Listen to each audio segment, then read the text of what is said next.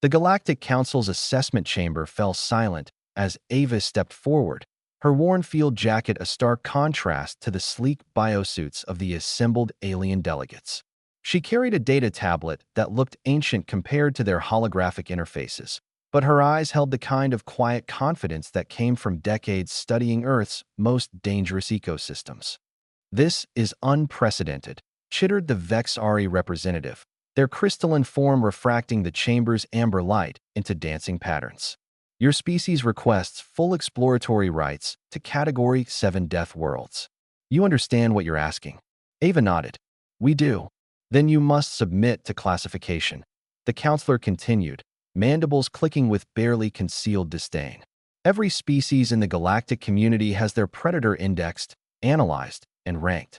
It determines your world's threat level, your species' psychological resilience, your right to traverse dangerous space."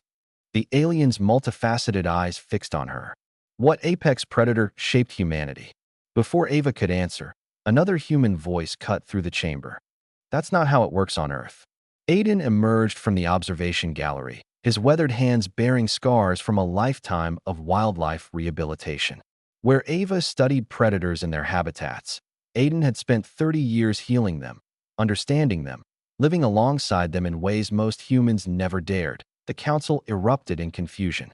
The Thyron delegate, a massive creature resembling an armored bear, slammed a limb against their podium.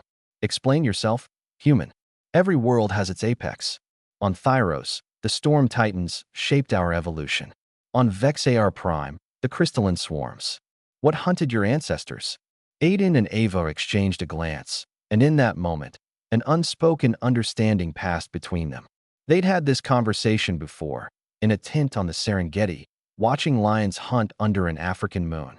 "Everything," Ava said simply. She activated her tablet, and holographic images filled the chamber. A great white shark erupting from ocean depths. A polar bear traversing Arctic ice. A saltwater crocodile, perfectly still in murky water. A tiger moving like liquid shadow through jungle undergrowth. On most worlds, Ava continued, walking through the projections, evolution produces one apex predator. Maybe two. They dominate their ecological niche so completely that all other species adapt around them. She paused at an image of a grizzly bear. Earth produced hundreds. "Impossible," breathed the counselor. "No ecosystem could sustain. Ours did." Aiden interrupted, stepping beside Ava. "Because they didn't just hunt us. They taught us."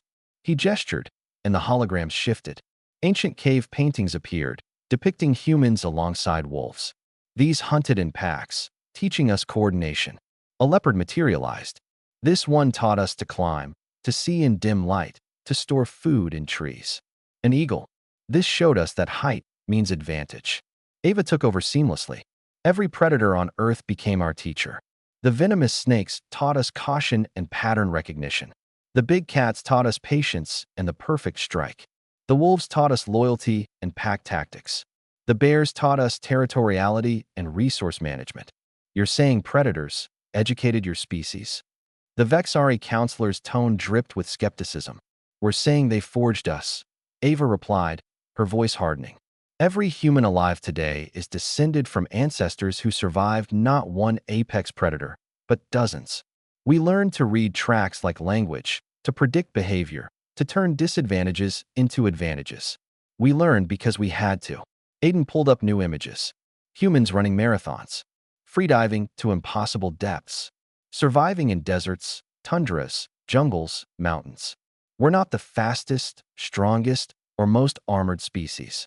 But we're the most adaptable because adaptation wasn't optional. It was survive or die. And when we couldn't outrun them, Ava added, we outsmarted them. When we couldn't outfight them, we outlasted them. When we couldn't do any of those things.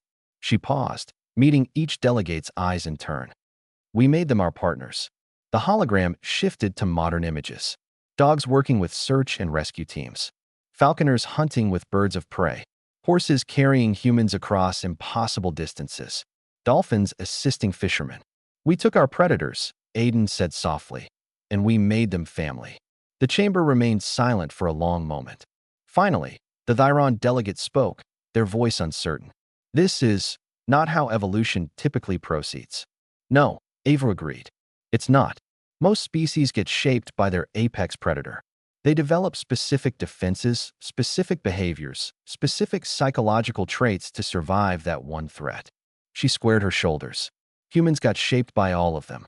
Every single one left their mark on our psychology, our biology, our culture. You asked what predators shaped humanity, Aiden concluded. The answer is all of them. And that's exactly why we're qualified for Category 7 worlds. Ava reactivated her tablet one final time. Statistics filled the air. Human survival rates in hostile environments, adaptation speeds, problem-solving metrics, psychological resilience scores. You want to know why we can handle death worlds? She asked. Because we come from one. Earth isn't a paradise world where one apex predator kept everything in balance. It's a gladiatorial arena where hundreds of apex predators competed, and humans survived in the middle of it all. We didn't just survive, Aiden added, a fierce pride in his voice. We thrived. We learned. We adapted. And eventually, we became the apex predator ourselves, not through strength, but through understanding every other predator that tried to kill us. The counselor's crystalline form seemed to dim slightly. I see. This changes the classification parameters. It does, Ava confirmed. Because you can't classify Earth's apex predator. We're the sum total of every predator that ever hunted us. We're the synthesis of every survival lesson our planet could teach. We're not shaped by one predator.